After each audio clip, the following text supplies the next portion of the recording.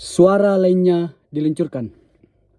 Sebuah event besar dan penting berikutnya terjadi pada penghujung Mei 2012.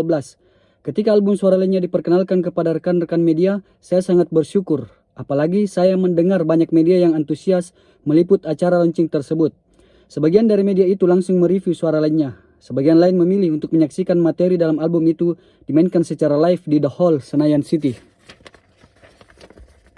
Konser tersebut adalah rangkaian dari peluncuran Suara Lainnya, konser yang merupakan kolaborasi antara Musika Studio dan Berlian Entertainment diberi titel Tanpa Nama.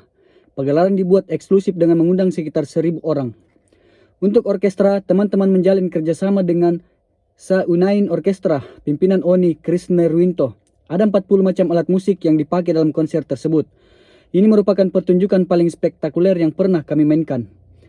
Saya hanya memantau dari Bandung semua proses pagelaran tersebut. Sejujurnya, ada keinginan kuat dalam diri ini untuk ikut berlatih bersama Sa Unain, juga Om Idris Sardi, teman-teman dari Karinding Attack dan Momo Geisha. Mungkin di kesempatan lain keinginan macam ini bisa terwujud. Lewat Uki, saya mendengar banyak cerita seru, mengagetkan dan mengharukan di balik pagelaran tersebut. Saya pun meminta Uki untuk meluangkan waktu sejenak, menuliskan semua yang terjadi, baik sebelum maupun sesudah konser itu berlangsung. Berikut catatan Uki. Jadi, ini adalah catatan Uki yang ditulis pada Mei 2012. Pertama, Ariel menceritakan, kemudian berikutnya adalah ini cerita dari Uki tentang peluncuran Suara Lainnya. Lanjut. 21 Mei 2012 adalah hari pertama kami berlatih bersama Sa Unain Orkestra di Studio Rossi. Sudah sangat lama kami tidak berlatih, apalagi dengan orkestra dan dilakukan di studio besar seperti Studio Rossi ini. Sudah lama juga kami tidak berlatih untuk menyiapkan peluncuran album baru. Launching terakhir yang kami jalani terjadi tahun 2007 saat kami melepas album Hari Yang Cerah. Yang lebih memberatkan dan membuat kami tegang adalah ketidakhadiran Ariel. Semua personil merasakan beban tersebut, juga lantunan diri agar masing-masing dari kami tampil lebih dari biasanya. Malam sebelumnya, kami sempat berdiskusi tentang pagelaran ini. Satu yang cukup membingungkan adalah minimnya part gitar dalam album Instrumentalia ini. Memang, semua konsep, notasi, dan aransemen dalam album ini adalah hasil karya kami. Namun, untuk pagelaran ini, kami harus memasukkan unsur-unsur gitar, juga drum dan piano. Ini membuat kami harus berpikir. Dalam bermusik, kami memegang prinsip kalau tidak dibutuhkan, jangan dimainkan. Dan jangan dipaksakan masuk. Prinsip ini kami pegang dengan tujuan komposisi lagu tidak rusak oleh keinginan untuk melebih-lebihkan sesuatu yang tidak perlu. Akhirnya, kami sepakat untuk menambahkan beberapa part ke dalam aransemen yang ada. Semua ini sempat membuat kami bingung. Hari pertama latihan cukup mudah, karena kami hanya memainkan part dasar yang nantinya direkam untuk Sa Unain Orkestra. Pada latihan berikutnya, 24 Mei 2012, semua pendukung acara hadir. Pada hari itulah untuk pertama kalinya kami mendengar karya kami dimainkan oleh sebuah orkestra. Mendengarnya, bulu kuduk saya berdiri. Merinding rasanya mendengar musik kami menjadi terdengar demikian megah, grande. Di tengah sesi latihan, tiba-tiba penyakit David kambuh. Rasa sakit di perutnya membuat David tidak bisa berjalan dan hanya bisa berbaring menahan rasa sakit yang hanya akan hilang jika dia meminum obat tersebut. Bahkan untuk memainkan piano pun dia tidak mampu. Sesi latihan akhirnya dihentikan dan dibubarkan. David adalah sosok yang sangat dominan, apalagi dalam album instrumental ini. Bisa dikatakan jika tidak ada David, mungkin album ini tidak akan keluar seperti sekarang ini. Konser ini pun hanya akan menjadi bagus jika dia bisa tampil prima. Kami panik, demikian pula dengan event organizer, tim produksi.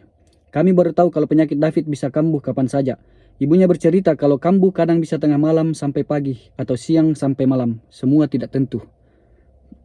Maka yang menjadi pertanyaan besar adalah bagaimana jika penyakitnya kambuh saat konser nanti?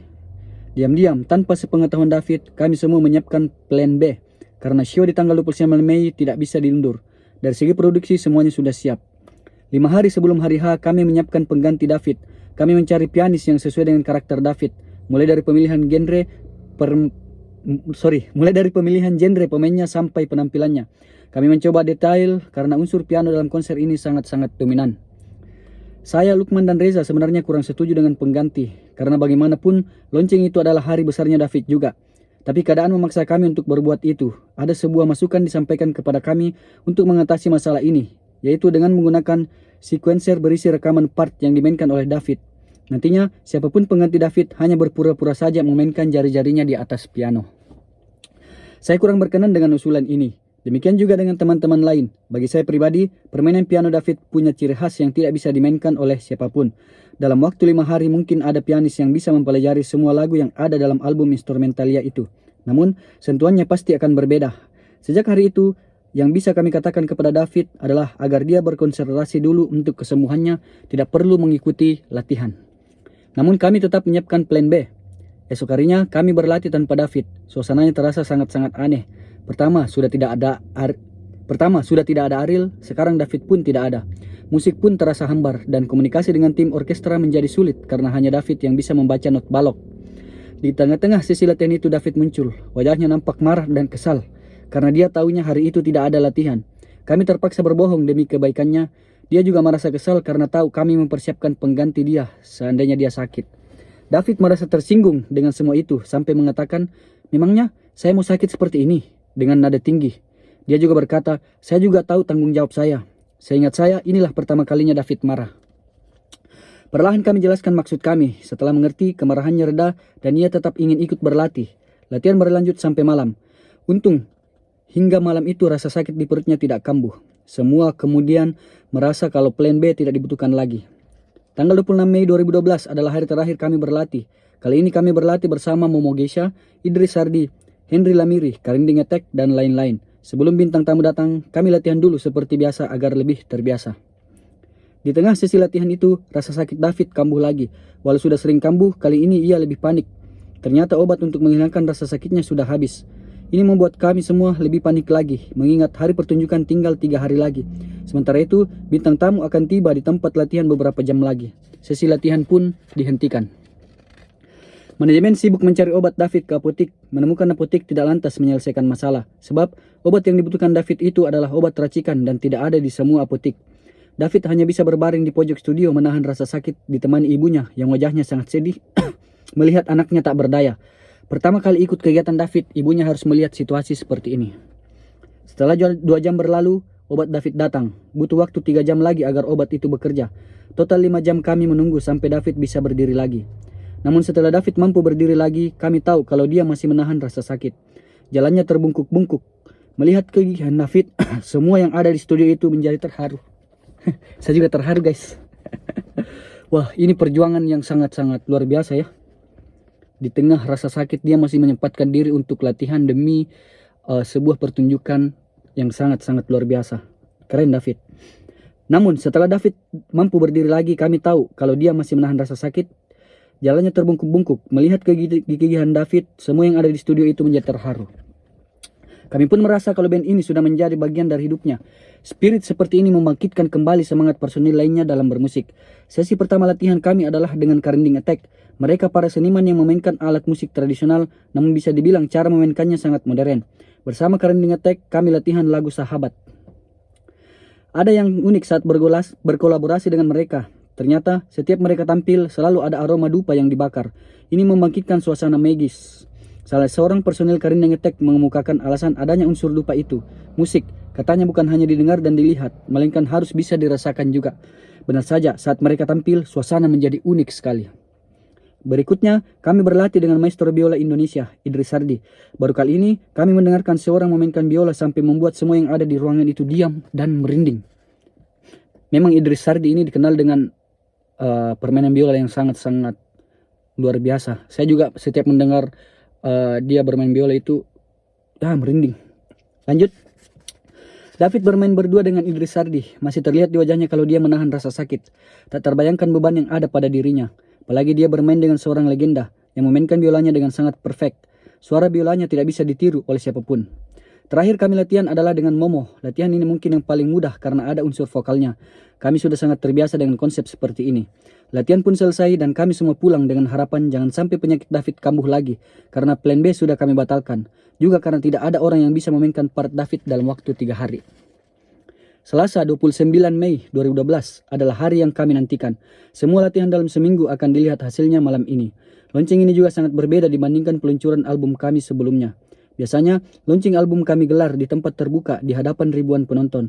Dengan konsep yang sangat ngeband. Kali ini, acara launching digelar indoor dengan konsep elegan. Dan yang menonton pun dari kalangan musisi, keluarga, teman, media, dan kritikus musik. Semua adalah undangan, sahabat Peter Pan juga hadir. Mengenakan kostum serba putih, kami memulai pertunjukan malam itu pada pukul 20.00. Pemandangan di atas panggung cukup mengharukan. Sebuah mic stand berdiri tegak di tengah panggung, ditemani sebuah gitar akustik putih yang biasa dipakai Ariel. Kami seolah merasakan kehadirannya malam itu. Jadi ini konser tanpa nama ini, ya saya pernah nonton, saya tidak tahu live-nya atau saya nonton siaran ulangnya di YouTube. Ini memang luar biasa persahabatan antara mereka. Lagu pertama yang kami mainkan adalah Melawan Dunia. Begitu tirai terbuka, rasa canggung mulai terasa. Baru kali ini kami manggung, tapi di tengah panggung serasa kosong. Kekakuan itu mungkin terlihat di awal. Kami hanya berdiri di satu posisi dan tidak bisa gerak. Saat itu juga agak sedih ya. Saat itu juga pikiran saya melayang ke masa ketika tampil bersama Ariel. Dan betapa ia sangat menguasai panggung. Ia bisa berlari ke sana kemari, menyapa penonton dan membuat suasana menjadi lebih meriah. Saat itu saya baru tersadar kalau Ariel adalah seorang frontman yang luar biasa di mata saya. Ariel bisa membawa bukan hanya penontonnya, tapi membuat personel lainnya juga tampil lebih percaya diri. Apa yang pernah dikatakan Reza terbukti malam itu. Kalau tampil bersama Ariel, kita semua bisa merasa seolah kita raksasa. Agak sedih membacanya, mohon maaf. 3 lagu pertama kita berhasil melewati tanpa rintangan. Hanya saja secara visual mungkin terasa kurang intim dengan penonton. Tidak ada nyanyian dan tidak ada sapaan, semua terasa dingin. Setelah lagu ketiga, perwakilan dari tiap personel harus menyapa penonton, seperti halnya dalam sebuah konser di mana frontman-nya berbicara. Saya, David dan Lukman dituntut untuk bisa berkomunikasi dengan penonton. Hal ini sangat baru bagi personel lainnya, karena jarang atau bisa dibilang tidak pernah berbicara kepada penonton. Itu membuat kami semua agak canggung. Terasa aneh, meski pada akhirnya kami bisa melakukannya, walau tidak sebaik Ariel. Pada saat tampil bersama Kerinding Attack adalah saat yang paling menegangkan bagi kami, karena di awal lagu, metronom yang dikirim dari sequencer tidak bekerja. Walhasil, tidak ada sinkronisasi antara player yang di panggung dan tim Kerinding Attack yang ada di depan panggung. Semua saling balapan, padahal penampilan bersama mereka adalah satu gimmick yang sangat unik dan bagus. Sayang eksekusinya tidak sempurna. Hal ini membuat kami panik, sempat terjadi kebingungan di atas panggung saat sequencer mati. Sesama personel saling berpandangan. Saya dan David hanya saling senyum karena sudah terbiasa dengan sequencer yang bermasalah. Reza sempat turun dari panggung menuju mixer monitor dengan kesal dan meminta agar masalahnya segera diperbaiki. Untungnya, di tengah-tengah lagu berikutnya, metronom dan sequencer kembali normal. Lagu Taman Langit adalah lagu di mana David tampil bersama Idris Sardi. Ternyata Idris Sardi pun tampil dengan kesehatan yang kurang baik, namun penampilannya di lagu itu sangat luar biasa. Lagu Taman Langit adalah lagu di mana David lagu Cobalah Mengerti yang dinyanyikan Momo pun mendapat tepuk tangan yang sangat meriah. Dia bisa membawakan lagu itu dengan pitch yang sangat sempurna. Dia bisa menyampaikan pesan lagu itu dengan sisi yang berbeda. Sebelum lagu terakhir, ada sepatah kata dari Ariel dalam bentuk voice over. Hal itu benar-benar membuat kami merasakan kalau dia berada di atas panggung. Sebelum lagu terakhir adalah Bintang di Surga. Ini lagu yang sangat ramai karena semua unsur orkestra, brass, dan perkusi main bersamaan. Memasuki bagian akhir lagu ini, perasaan kami sudah tenang karena bisa melewati semua kesulitan. Ada rasa lega, seolah suatu beban besar sudah hilang. Kami juga lega karena tidak terjadi apa-apa pada David. Dan bersamaan semua perasaan itu, ada rasa rindu untuk bisa tampil bersama lagi. Ketika tirai tertutup, semua personel saling berpelukan. Hal yang jarang kami lakukan. Saat itu, kami merasa sangat dekat dengan satu sama lainnya. Tirai terbuka lagi dan kami semua membungkuk di hadapan penonton. Ada rasa haru melihat penonton yang menyaksikan pertunjukan malam itu. Adalah orang-orang yang kami kenal dan mereka memberikan standing ovation. Beberapa hari setelah launching itu, banyak pemberitaan positif tentang pagelaran tersebut. Ada yang terharu, ada juga yang merindukan penampilan Ariel. Agak keringatan saya, panas. Semua itu membangkitkan rasa percaya diri kami yang sempat terkikis 2 tahun belakangan ini. Beban lebih besar akan segera datang setelah Ariel keluar dari kebun waru. Namun kami adalah orang-orang yang menyukai tantangan. Tuntutan untuk lebih baik akan selalu ada. Kami hanya bisa berusaha untuk memberi yang terbaik. Mudah-mudahan dalam kesempatan berikutnya kami bisa tampil dengan formasi lengkap. Hal ini memang sangat kami nantikan karena seperti kata Reza, bila tampil bersama kami merasa seolah raksasa. Oke, jadi tulisan yang ada di dalam buku ini tentang cerita tentang peluncuran album suara lainnya, dan ini lebih banyak Uki yang bercerita di dalam buku ini.